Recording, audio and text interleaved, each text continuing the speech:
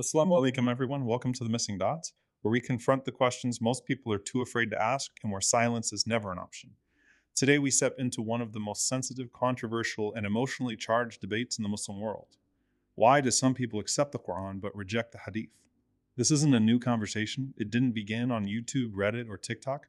It stretches back 14 centuries through the early skeptics of Hadith transmission, through political turmoil, through sectarian battles, through Orientalist criticism, and into the modern age of scientific doubt and digital misinformation.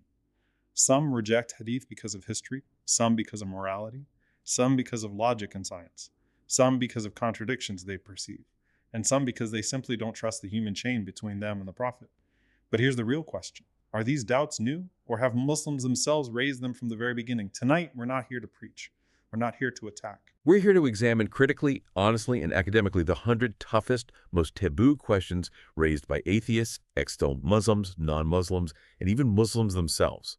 And we'll explore how classical scholars, medieval jurists, and modern researchers responded sometimes with brilliance, sometimes with disagreement, and sometimes with answers that raise even more questions. So take a breath, open your mind. And join me as we walk into a conversation that has shaped Islamic thought for centuries and continues to shape identity, belief, and doubt in the modern world. This is The Missing Dots. Alhamdulillah, it's really great to be here to unpack this. Yeah, I'm glad you're here because, I was looking over the sources for today, and I just want the listener to really imagine this. Imagine waking up tomorrow, right, and discovering that, 80% of everything you thought you knew about your daily routine, how you dress, how you pray, how you eat, how you interact with your own family, was just suddenly erased. Poof, gone. Right, it would be completely disorienting. Exactly. And that is the exact scale of the epistemological earthquake we are stepping into today. If you are sitting at home right now, scrolling through a forum, seeing these massive debates and contradictions, it's incredibly easy to feel totally overwhelmed. Oh, absolutely. You might be encountering this for the first time, or, maybe you're someone who has been days tumbling down internet rabbit holes looking at these specific arguments. Yeah. Either way, you are in the right place. We're going to unpack this together, looking directly at the sources we have. Yeah, it's a massive topic. And honestly, to even begin to make sense of the doubts, we have to establish the baseline first. Okay, lay it out for us. Well, we have to understand how mainstream Islam historically views these sources. Because, you can't really understand the rejection of a system until you understand the architecture of the system itself. That makes sense. So in mainstream traditional Islam, the Quran and the authentic Sunnah, which is, the lived example, the silent approvals, and the sayings of the Prophet are seen as two halves of a complete whole. Two halves of one whole. Right. And the classical scholars use very specific terminology for this. They call the Quran matlu, which translates to recited revelation. It's the literal verbatim word of God. Okay, so that's the Quran. What about the other half? The authentic Sunnah, which is preserved in the Hadith literature, is called gar matlu, meaning non-recited revelation. Not recited. Exactly. It's divinely guided in its meaning, but it's expressed in the Prophet's own human words and actions. So, two halves. The literal word of God on one side, and the divinely guided implementation of that word by the Prophet on the other. That makes complete sense from a traditional standpoint. It does. But here is where the friction begins in the sources we're examining today. Right, because not everyone agrees with that architecture. Exactly. There's an incredibly diverse, sometimes totally opposed spectrum of people ranging from modern Quran-only Muslims all the way to staunch atheists who look at this exact structure and argue that the Quran is actually complete and self-sufficient all on its own. Wait, they argue it doesn't need the second half at all. Right. They point to very specific verses in the Quran itself. For example, chapter 6, verse 38 says, "We have not neglected anything in the book." Or chapter 16, verse 89, which describes the Quran as a clarification of all things. Oh, wow. If you read it literally like that, I can see why they'd ask that. Yeah, so for these groups, they view the Hadith not as a necessary second half of divine revelation, but as a completely fallible human compilation that was collected by, fallible men long after the Prophet passed away. Let me stop you there, because the sources show that the people rejecting the Hadith are absolutely not a monolith. No, not at all. You have people trying to save the religion from the inside and people trying to dismantle it from the outside, and they're all zeroing in on the exact same texts. Let's break down who these groups actually are. That's a crucial distinction. The motivations are totally different. First, you have the Quranists, or al-Quran. Okay. These are people who identify very deeply as Muslims. They pray, they fast, they believe in Allah and the last day, but they firmly believe the Quran is the absolute sole source of divine law. So what do they think of the Hadith then? To them, the massive Hadith corpus is actually a historical tragedy. They think it corrupted the original, pure, simple message of Islam. So they see the Hadiths as like historical baggage weighing down the faith. Exactly. Then, sitting slightly adjacent to them, you have the modernists and the reformists. Right, I've seen that term a lot. What's their angle? This group doesn't reject all Hadith outright. Instead, they run the entire Hadith corpus through a very strict modern filter. What kind of filter? Like, if a Hadith clashes with what they perceive as modern reason, universal human rights, or empirical scientific understanding, they simply discard it or interpret it out of existence. Okay, so those are the internal critiques. What about the external ones? Externally, you have ex-Muslims and atheists. For this group, looking at the Hadith isn't an exercise in purifying the faith, it's a polemical weapon. They use it to attack. Yeah. They use the Hadith corpus, specifically the reports that sound shocking to modern ears, to point out what they perceive as moral failings of the Prophet or massive internal contradictions. They use this to justify their departure from the faith or to critique Islam from the outside. And there's one more group the sources mention, right? Yes, finally, you have non-Muslim polemicists and Orientalist academics. These are Western scholars and historians who look at the texts purely secularly. So they're treating it just as ancient literature. Right. They argue that the vast majority of the hadiths are historical fabrications, retroactively attributed to the Prophet to justify political dynasties, sectarian divisions, or, regional legal customs that emerged hundreds of years later. It's honestly fascinating that such radically different groups end up using the same exact arguments. Yeah. But looking at the sources, it really all comes down to one core concept, epistemology. Yes, epistemology, the foundation of how we know what we know. Right, because from what I'm reading here, there is a massive fundamental difference in how the text of the Quran was transmitted through history versus how the Hadith were transmitted. That difference is the absolute crux of the entire methodological doubt. Okay, break that down for us. So, the Quran is what Islamic scholars call mutawatir, which means it is mass transmitted. Imagine thousands of people from different geographical locations who do not know each other, who have competing interests, all reporting the exact same text simultaneously, generation after generation. Wow. The logical possibility of all these competing groups conspiring to forge the exact same text or all making the exact same collective memory error is basically zero. That level of transmission provides what scholars call yaqeen, which is absolute, undeniable certainty. So it's like if 100,000 people watch a live football match in a stadium and all 100,000 independently report that the final score was 2-1, you have certainty. You don't need to interview them one by one. That's a great way to put it. But the vast, vast majority of hadiths, even the ones in the most famous collections like Sahih al-Bukhari, are what scholars call ahad. Ahad. Yeah, which translates roughly to solitary or isolated reports. Now, this doesn't mean just one single person told the story in a dark room. Right, that would be wild. It means that the chain of transmission, the isnad, relies at some point on a single individual or a very small handful of individuals passing the information down before the chain eventually widens out in later generations. Okay, so if the stadium analogy was the Quran, the Hadith is more like 3 people were allowed in the locker room, and they came out and told 10 people what the coach said, and those 10 people told 100 people. Precisely.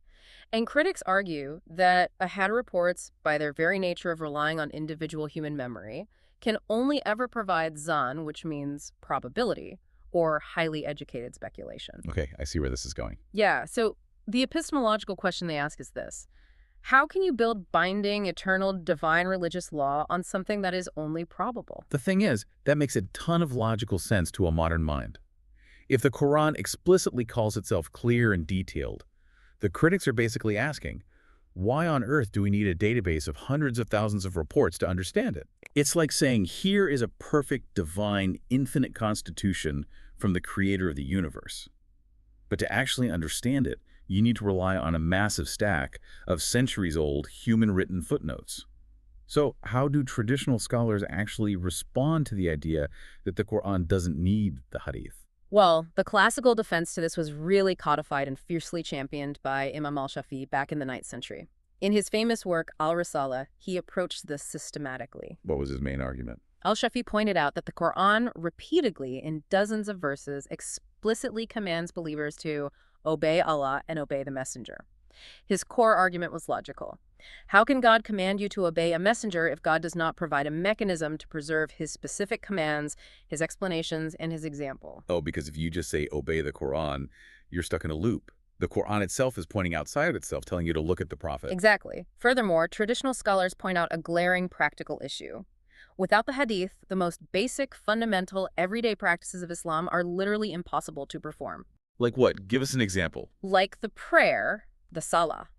The Quran commands Muslims to establish the prayer. It emphasizes it constantly. But if you read the Quran from cover to cover, nowhere does it tell you how many units or rakat to pray at dawn versus sunset. Wait, really? It's not in there at all. Not at all. It doesn't tell you the physical mechanics of bowing or prostrating either. It literally just says pray. Right. Same with charity, the zakat. The Quran commands believers to pay it, but it doesn't give you the mathematical percentages. It doesn't tell you the threshold of wealth you need to reach before you owe it. Okay, that's a massive gap if you don't have the Hadith. Exactly. The classical defense is that the Quran provides the overarching majestic principles, and the Sunnah, which is recorded in the Hadith, provides the practical day-to-day manual. If you throw out the manual, the principles become unactionable. So without the Hadith, you just have a divine command, but absolutely no mechanics on how to execute it. Honestly, hearing this laid out, it sounds so much like a modern internet-era debate. Right, it really does. Because today, anyone can pull up a digital database, search a keyword, find a weird hadith, and start throwing critiques around. But looking at the timeline in our sources, this tension isn't new at all. It goes way, way back, doesn't it? It is one of the biggest myths that Hadith rejection or skepticism started with Western colonialism or the internet. If we trace the roots of these skeptics, we go right back to the 1st century of Islam. Who was doing it back then? You had the Kharijites, who were an incredibly early, politically radical sect. Their defining slogan was, "Judgment belongs to God alone." Okay, that sounds pretty puritanical. Extremely puritanical. And some of their factions insisted on using the Quran as the absolute sole source of law. They explicitly rejected the legal traditions and the sayings that the mainstream companions of the Prophet were coalescing around. Why did they reject the companions? Largely because they viewed the mainstream community as politically compromised after the early civil wars. So for them, it was almost a political rebellion disguised as a theological purity movement. That's a great way to frame it. And then, a bit later, the sources mentioned the Mu'tazila. They were huge players in this debate, right? Oh, absolutely. The Mu'tazila were a dominant theological school, particularly during the 8th to 10th centuries, in cosmopolitan centers like Basra and Baghdad. Right. This was during the Abbasid translation movement, where Greek philosophy and logic were pouring into the Islamic world. The Mu'tazila were rationalists. They elevated human reason, what they called aql, over mere textual transmission, which is naql. Wait, did they reject the Hadith entirely? Not entirely, but they were viciously skeptical of solitary ahad reports. The ones that relied on a few people? Right. If a hadith contradicted their rational theology, their understanding of God's justice, or their reading of the Quran, they would outright reject it. A famous figure among them, Ibrahim al-Nazam, heavily scrutinized and dismissed reports from incredibly prolific companions of the Prophet, like Abu Huraira, on purely rational grounds. Wow. Yeah, he argued that just because a companion said it doesn't mean it defies the laws of logic. I never thought about it that way.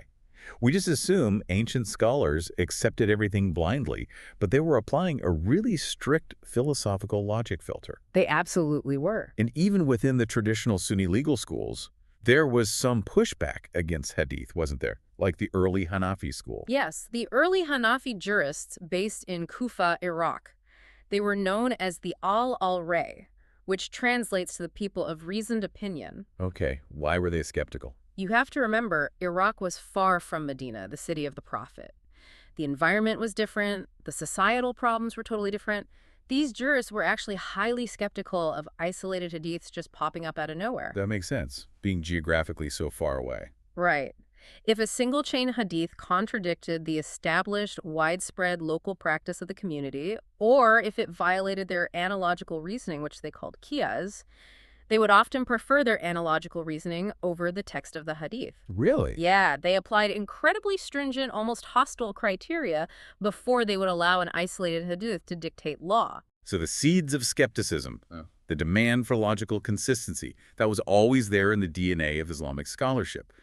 But the sources point out that the modern era brought about a kind of golden age of Hadith rejection. Yes, the volume and intensity skyrocketed. What triggered that massive shift? The massive, unavoidable catalyst was Western colonialism. Imagine the psychological shock. For centuries, the Islamic world was a dominant superpower. Then, in the 18th, 19th, and 20th centuries, European powers systematically colonized the Muslim world. It triggered a profound existential crisis of identity and authority. I can imagine. Muslims were looking at their societies, which were now politically subjugated, economically exploited, and technologically lagging behind Europe, and asking one agonizing question: what went wrong? And a specific group of thinkers looked at their society and concluded that the Hadith corpus was the anchor dragging them down. Exactly. There was an intense burning desire for authenticity. They wanted to reject the blind imitation of medieval scholars, a practice known as taqlid, which they felt had stagnated Muslim thought. At the same time, they were being exposed to Western critical methods of history and textual analysis. This pressure cooker produced key modern figures who revived the Quran-only or Hadith skeptic positions with incredible force. Walk me through some of these figures because, their approaches are so vastly different in the sources. Let's look at India under British rule. You had Sir Syed Ahmad Khan. He was knighted by the British, deeply influenced by Victorian-era science and rationalism. Right. He wanted to harmonize Islam with modernity. To do that, he took a hyper-rationalist approach. He was highly skeptical of any hadiths involving miracles, supernatural events, or anything that clashed with 19th century scientific consensus. So if it didn't fit Victorian science, he threw it out. Pretty much. He argued that much of the hadith corpus was essentially folklore that had attached itself to the religion. So for him, it was about making Islam intellectually respectable to the British and the modern world. But it went further than just individual skepticism, right? Entire organized movements were founded on this premise. Correct. In the Punjab region, you have a figure named Abdullah Chakralawi. He took the skepticism and formalized it into a sect.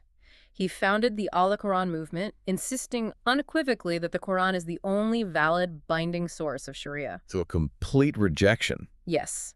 He argued that the Prophet Muhammad received only one form of revelation, the Quran, and that any other supposed sayings were complete fabrications. Wow. And then in Pakistan, you had Ghulam Ahmed Pervez. He took a slightly different angle.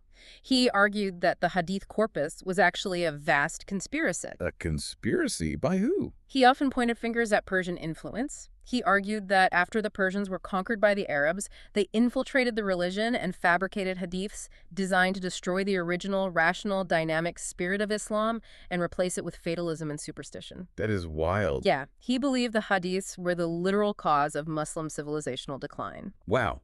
Framing it not just as a mistake, but as an active, malicious infiltration of the religion. That's intense. And then reading further into the modern timeline, you hit the late 20th century and things get almost sci-fi. You're talking about Rashad Khalifa. Yes. Tell us about him. Rashad Khalifa was an Egyptian-American biochemist working in the United States. In the 1970s and 80s, he founded a movement called the Submitters.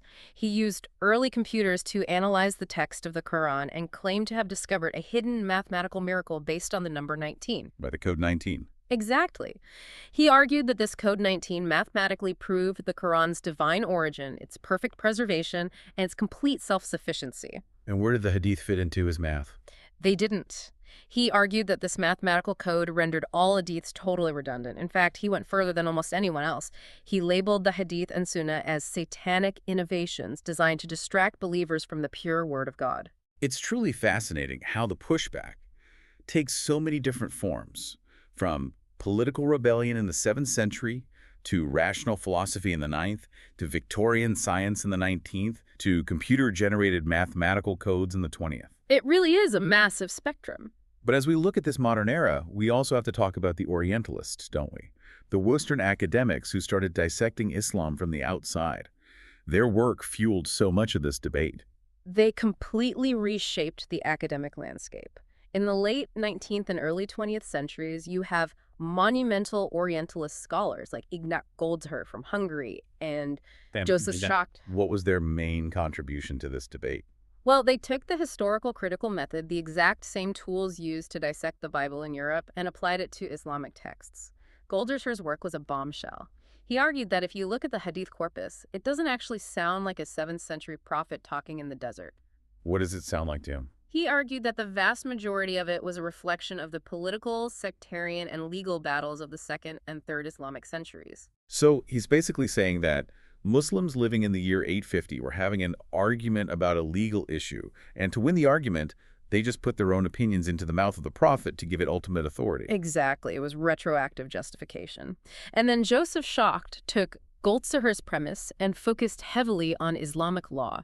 In his famous book on the origins of Mohammedan jurisprudence, Schacht argued that Islamic law didn't actually derive from the Hadith. It was the other way around.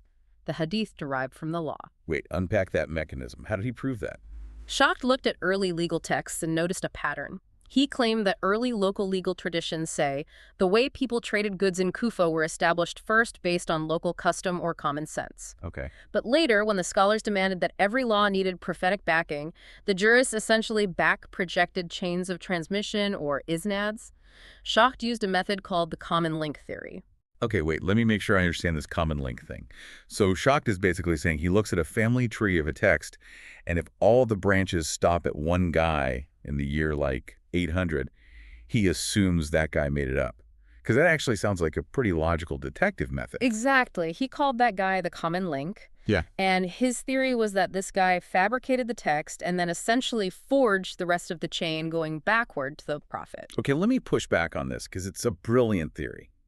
If the Orientalists viewed the Hadith corpus as a giant political Wikipedia page where anyone could just edit history retroactively, how did the Islamic scholarly world respond? They responded very strongly. Because the traditional scholars are essentially saying, no, we have the edit logs, we have the IP addresses, we have the original hard drives. Did they actually have evidence to counter Schacht? They absolutely did, and the modern Islamic response evolved to meet Western academia on its own terms. You had incredibly rigorous scholars like Muhammad Mustafa al-Azami. He actually went and did his PhD at Cambridge specifically to dismantle Schacht's theories. Really? At Cambridge? Yeah. Al-Azami, alongside some very prominent Western academics like Harold Motzky, went digging for manuscript evidence, and they found it. They proved that early written records, which are called sahifas, actually existed in the very first century of Islam. Like actual physical notes taken by the companions? Yes. For example, the sahifa of Hammam ibn Munabi, who was a student of Abu Huraira. It dates back to the mid-1st century. That's incredibly early. Right. Al-Azami compared this ancient 1st century text with the massive collections compiled hundreds of years later by Imam Ahmad and Imam Bukhari. And what did he find? What he found was that the later collections contain the exact same text verbatim as the 1st century manuscript. This totally shattered the Orientalist claim that there was a massive dark age of 200 years where everything was just an unreliable, chaotic, oral free-for-all where anyone could make things up. Okay, that is a massive piece of evidence. Yeah. But let's be real. That brings up the huge question, and honestly, the one that I think trips up the average person sitting at home the most. What's that? Even if some things were written down early, how did they verify who was telling the truth 200 years later when the major books were finally compiled? We have to tackle this 200-year gap and the science of transmission head on. It is the most intuitive doubt. The telephone game critique, we all played it as kids. Oh, yeah, definitely. If I whisper a sentence to you and you whisper it to someone else, by the time it reaches the 10th person in the room, it's a completely different sentence. I like apples turns into the bike is broken. Right. So people naturally ask, how can oral transmission spanning multiple generations over 200 years, traversing deserts and empires, possibly be trusted? Especially when you look at the specific taboo questions raised in the sources. One of the biggest talking points for skeptics is about Imam Bukhari, the most famous compiler of Hadith in Islamic history. Yes, the 600,000 number. Exactly. The critics point out that Bukhari reportedly sifted through 600,000 Hadiths that were circulating in the society at his time. And out of those 600,000, he only kept a tiny fraction, around 1% to 2%, for his famous Sahih collection. It's a striking number. They look at that and say, doesn't that prove the system was absolutely flooded with fakes? If 99% of what was circulating in the Muslim world was garbage, how can you trust the 1%? It is a staggering statistic, and critics love to use it. Furthermore, they compound this doubt by pointing to historical reports that early caliphs, like Umar ibn al-Khattab, explicitly prohibited the writing down of hadith. Wait, Umar prohibited it. Why? Umar reportedly feared that if people wrote down the prophet's words on parchment, they would physically get mixed up with the Quran, or worse, people would focus all their attention on the hadith and abandon the Quran entirely. Okay, I see. So the skeptics ask a very pointed question. If the closest companions of the prophet were literally burning their own hadith names to protect the Quran, why did people 200 years later spend their entire lives obsessively compiling them? Wait, hold on. Let me jump in on the Bukhari number, because if 99% of the emails in my inbox are spam, I don't praise my spam filter. I assume my email address is completely compromised and the whole system is broken. That's a very logical, modern way to look at it. So how did classical scholars not look at a 99% rejection rate and think, we've lost the plot, the entire tradition is corrupted? How did they do it? Let's unpack the actual mechanism of their methodology. To understand how they did it, you have to realize they built an entirely new science from scratch. It's called Usul al-Hadith, the methodology of hadith, and a crucial sub-discipline called Ilm al-Riyal, which translates to the science of men or biographical evaluation. Okay. They recognized the exact danger you just mentioned. So they didn't just look at the text of the hadith, the matan. They relentlessly scrutinized the chain of people who transmitted it, the isnad.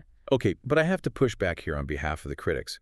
How can judging the character of a narrator generations after they died be anything resembling objective? It sounds subjective, sure. Isn't Jarwat Tadil, the practice of criticizing and accrediting these narrators, inherently prone to massive bias? If a scholar in Baghdad in the year 850 is trying to decide if a guy in Medina in the year 700 was a liar, how is that not just historical guesswork?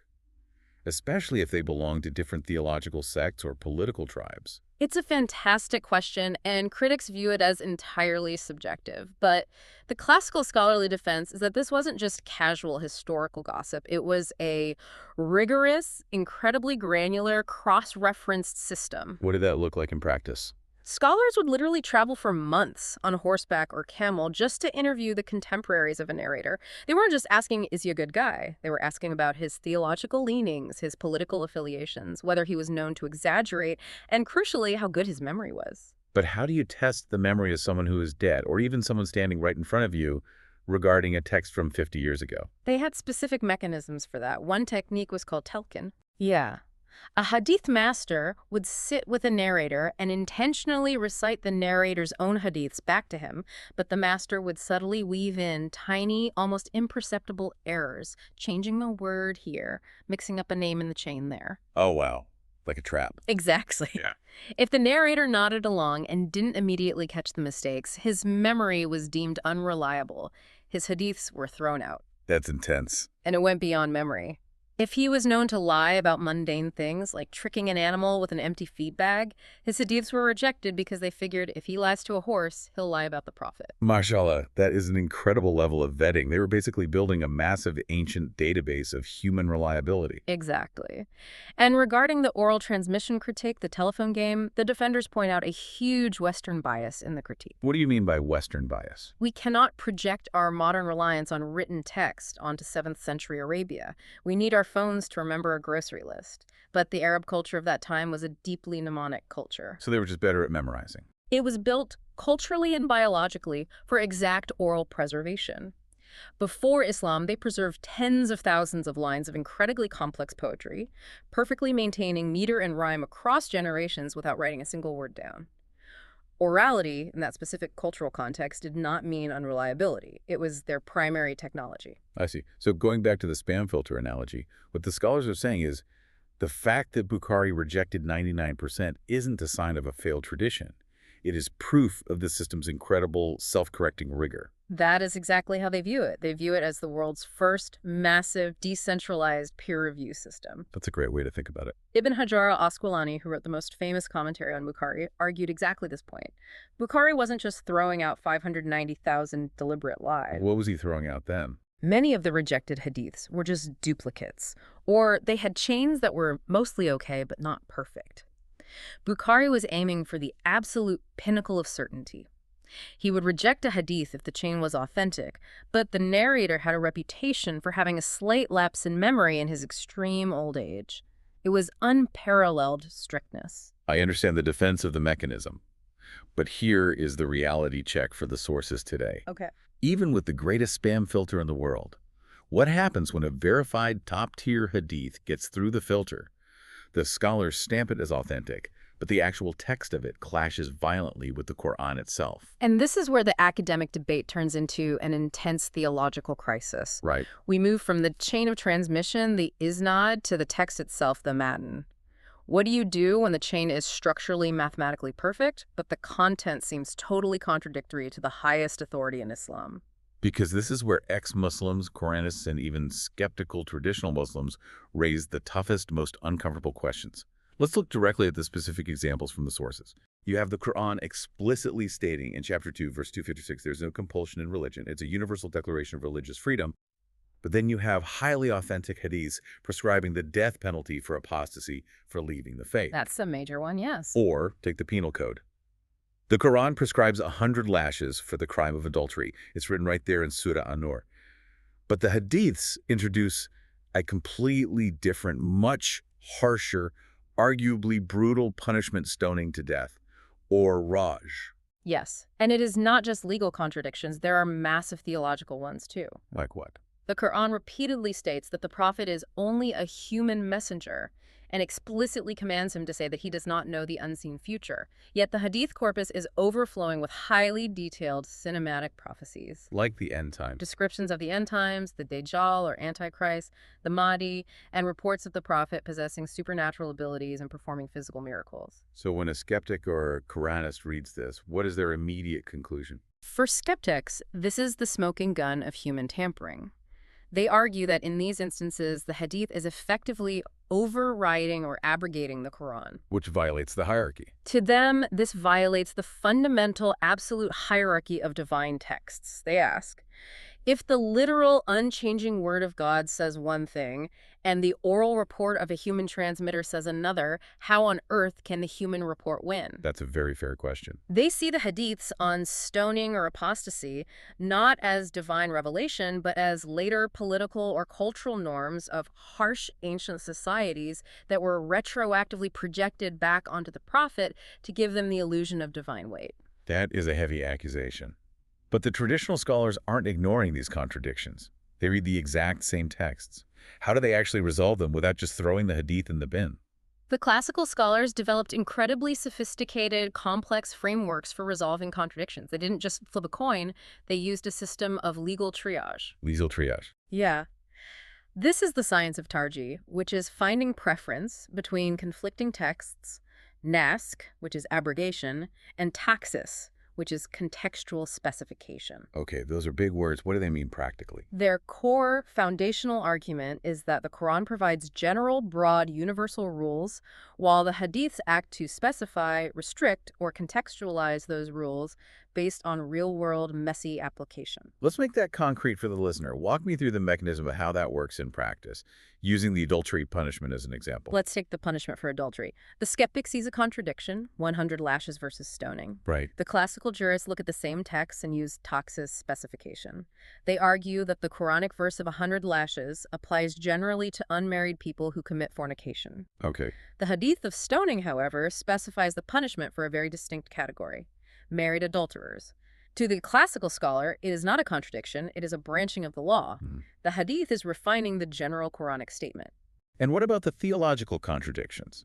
The prophet not knowing the future versus predicting the end times.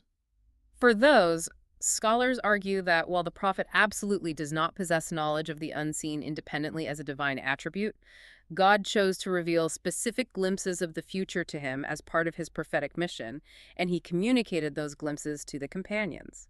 So they harmonize the texts. That works when comparing the Quran to a hadith. But what about when hadiths contradict each other? That happens too. The sources mention this specifically. If you open the major collections, you might find two hadiths that are totally opposed. Like, one says the prophet initiated greetings with non-Muslims warmly, and another authentic hadith says he explicitly forbade initiating greetings with them. Right, the social relations texts. How does a regular person not just throw their hands up and say, this is a mess? Doesn't the sheer volume of internal contradiction suggest that this is a record of human opinions arguing with each other rather than a cohesive divine revelation? That is a very valid, incredibly common reaction. Modern scholars who actively engage with these doubts emphasize matanin or textual criticism alongside the chain.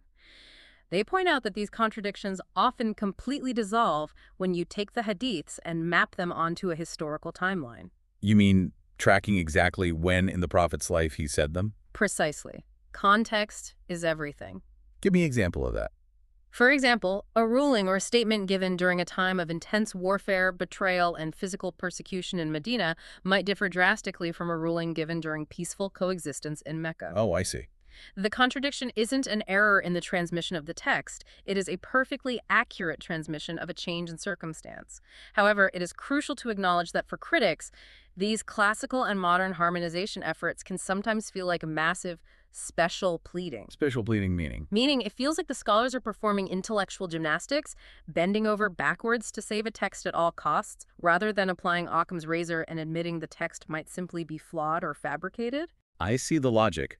But practically speaking, from textual contradictions, the discussion darkens considerably as we look at texts that don't just clash with other ancient texts, but clash violently with modern morality. Yeah, this is the ethical battlefield. Which brings us to what the sources highlight. We have to tackle the taboo questions directly here because this is what people are reading online.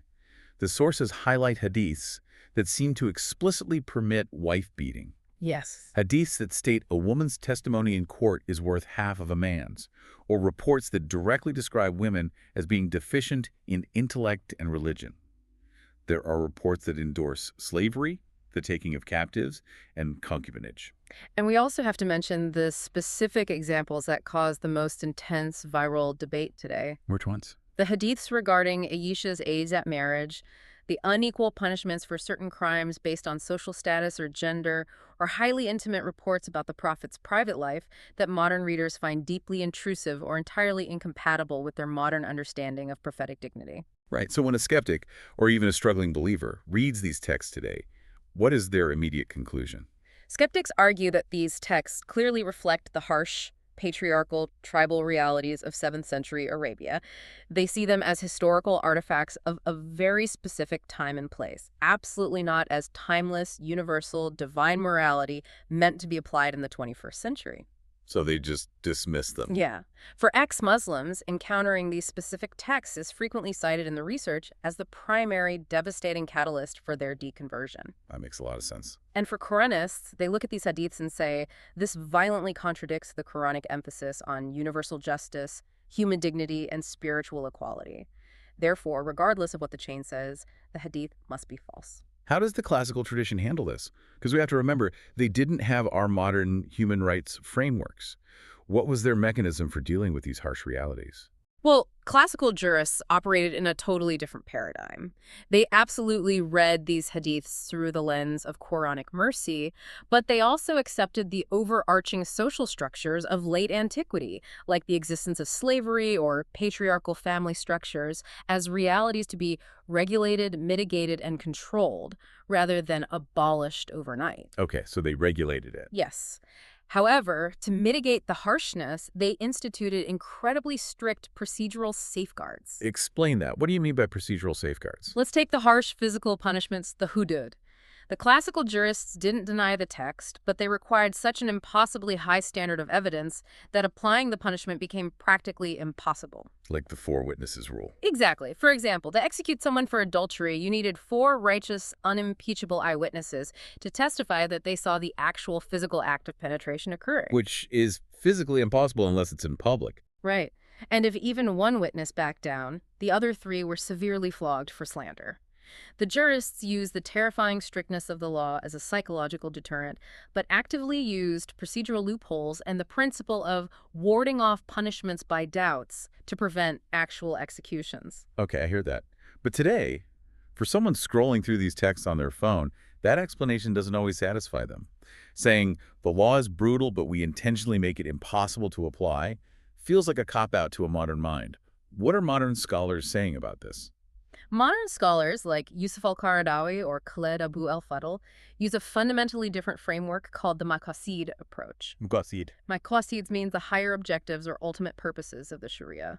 They argue that the entire purpose of Islamic law is the preservation of justice, life, intellect, and human dignity. So how does that apply to the harsh hadiths? Therefore, they argue that many of these problematic hadiths are merely descriptive historical reports of 7th century cultural norms. They are not universal prescriptive laws for all mankind. So they are saying, yes, this happened, but it was a rule for them in their context, not a rule for us in ours. In many cases, yes. They argue that we must read the hadith strictly in light of the Quran's overarching ethical trajectory. Trajectory. That's an interesting word. Yeah, for example, regarding slavery, they argue the Quran's trajectory was always pointing toward total emancipation. It was constantly commanding the freeing of slaves. Therefore, trying to use a hadith to justify returning to slavery today would violently violate the spirit and trajectory of the Quranic text. Okay. Some modernists go even further. They will flatly, unapologetically reject an authentic hadith if they believe it violates Quranic dignity, regardless of how mathematically perfect the chain of transmission is. The thing is, this creates a massive unresolved tension. And I want to leave this tension here for you, the listener, to chew on. It's a huge tension. If you have a structurally perfect chain of narrators, verified by all the classical sciences, certified by Imam Bukhari himself, but the text tells you that women are fundamentally deficient in intellect, what gives? Do you trust the math of the historical chain, or do you trust the moral compass of the Quran? It feels like you are forced to choose which system of verification you believe in more, history or ethics. And that is the exact fault line of the modern debate. Do you prioritize historical transmission, or do you prioritize ethical coherence? Exactly. And what's fascinating is that this conflict between ancient texts and modern sensibilities isn't just limited to morality. It extends directly into the realm of science and reason. Which brings us to the next major clash. Because it's not just about human rights. It's about biology, medicine, and astronomy. The sources give some wild examples of hadiths that clash incredibly hard with empirical science. They do, and these are often the most memified hadiths on the internet. The ones that go viral. Yeah. We are talking about hadiths describing the sun literally prostrating under God's throne at night after it sets. Or the famous fly hadith, which states that if a housefly falls into your drink, you shouldn't throw the drink away. You should dip the fly completely into the liquid because one of its wings carries a disease and the other wing carries the cure. Wow. Or the hadiths prescribing the drinking of camel urine for medicinal health, or the famous statement that black seed is a cure for every single disease except death, or descriptions of cosmology that strongly imply a flat earth with a solid dome sky. For atheists, agnostics, and rationalist Muslims, these specific points are heavily leveraged. I could see why. They ask a very straightforward, devastating question. How could divine revelation, supposedly authored by the creator of the universe and meant for all times and places, contain clear biological or astronomical errors? Right, because if the text is demonstrably wrong about the orbit of the sun or the germ theory of disease, how can we possibly trust it when it talks about the afterlife or angels or God? It breaks the foundational trust in the source. How did classical scholars deal with this long before microscopes or telescopes even existed? Classical scholars actually had incredibly sophisticated linguistic ways of handling this. They weren't fundamentalist literalists in the modern sense. They weren't. No. They often treated cosmological hadiths as metaphorical, what they called majaz, or phenomenological. Phenomenological. Break that down. Phenomenological means describing things exactly as they appear to the human eye from the perspective of Earth, not making a literal, objective astronomical claim. Oh, like when we say sunrise, we don't actually mean the sun is rising. We just mean it looks like that. Exactly. When a hadith says the sun sets in a muddy spring or prostrates under the throne, classical heavyweights understood this as the poetic language of the unseen, or the language of human perception, not a science textbook. What about the medical stuff, the camel urine and the fly? Because that's physical action, not just poetry. The modern scholarly response to those is really interesting, and it hinges on a crucial categorization. Scholars make a definitive distinction between the prophet's religious and ethical commands and his empirical or cultural practices. Okay. They argue that the medicine of the 7th century was cultural habit. The Arabic term is adat, not mandatory religious worship, which is ibadah. So they are arguing that the Prophet was giving medical advice based on the best available knowledge of a 7th century Arab living in the desert, not delivering a timeless divine prescription downloaded from heaven. Exactly. Scholars argue that the Prophet's divine mission was to cure spiritual diseases, polytheism, arrogance, injustice, not to act as a primary care physician. That makes a lot of sense, actually. He himself reportedly said in a hadith regarding agriculture, "You know better the affairs of your worldly life." Therefore, if modern empirical science rejects a 7th century remedy like dipping a fly in a drink, it doesn't invalidate the Prophet's religious authority whatsoever, because medicine was never part of his divine mandate in the first place. I see the logic there, Yeah. and it's a very elegant theological defense. But let me push back with a modern dilemma. Go for it. If you say the medical hadiths are just 7th century culture, doesn't that open an absolute Pandora's box? Oh. Who gets to decide which hadith is timeless, eternal, divine law, and which one is just an old cultural habit? Ah, yes. If the dress code is dismissed as culture, and the medicine is culture, and the penal code is culture, what stops someone from saying the 5 daily prayers are just 7th century culture? That is the slippery slope argument that traditionalists fear the most. And that exact question, who gets to decide, brings us to the very core of institutional authority. Because texts don't just interpret themselves, they don't magically enforce themselves. Right. Texts don't exist in a vacuum. They are preserved, promoted, translated, and interpreted by people who hold power. This is the final major theme in our sources today: power, politics, and institutional gatekeeping. Yes, the political critique. The research raises a major historical doubt. Did the massive Umayyad and Abbasid empires deliberately fabricate hadiths to justify their absolute rule? It is a critical, unavoidable question. We know for a fact that early Islamic history was marked by intense, bloody civil wars and dynastic struggles for the caliphate. Right, the early fitness. Exactly. Critics look at this turbulent history and ask, is it really a coincidence that there are suddenly hadiths demanding absolute, unquestioning obedience to the ruler, even if he flays your back and steals your wealth? Wow, that's convenient for a king. Or hadiths showering immense praise on the specific geographical regions where certain empires built their capitals? And the sectarian divide is the biggest elephant in the room here. Why do Sunni and Shia hadith collections have diametrically opposed, mutually exclusive narratives about who the Prophet explicitly chose to succeed him? For the skeptic, the answer is blatantly obvious. Because the hadiths were politically weaponized. Right. They argue that the competing factions, the Umayyads, the Abbasids, the Alids, invented or altered reports to legitimize their political claims with the ultimate trump card, the voice of the Prophet. Because you can't argue with the Prophet. Exactly.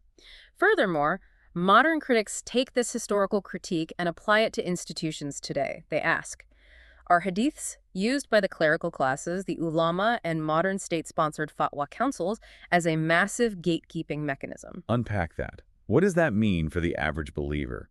Meaning, by making the religion rely on this unimaginably vast, complex network of ancient Arabic texts, the scholars basically maintain a total monopoly over interpreting Islam. Exactly. The critique is that the scholarly class created a system so complex that a layperson cannot approach God directly. Oh, wow. The narrative becomes, you cannot just read the Quran and understand it. You need the scholars to decipher the 600,000 hadiths for you using methodologies only they understand. So they become middlemen. Yes. Critics view the historical elevation of the 6 books, the major Sunni hadith collections, not as a triumph of scholarship, but as a historical power grab to establish a strict orthodoxy and systematically silence dissenting, rationalist, or mystical voices. That's a heavy critique. They argue that hadiths demanding obedience to rulers were historically, and are currently, used by state-sponsored clerics to suppress democratic revolutions and maintain the status quo. That is a damning critique. How do the defenders of the traditional scholarly class respond to this? Do they just deny that political forgery happened? No, they don't deny it at all. In fact, defenders acknowledge that political forgery was absolutely rampant. They admit it. Oh, yes. But they flip the argument on its head. They argue that the rampant state-sponsored forgery is exactly why the intense, almost obsessive scrutiny of chains, the Ilm al-Riyal, was developed in the first place. I see. The scholars of the 8th and 9th centuries weren't naive. They were deeply, painfully aware of state propaganda. So the science of hadith was actually born as a rebellion against state lies. In many ways, yes.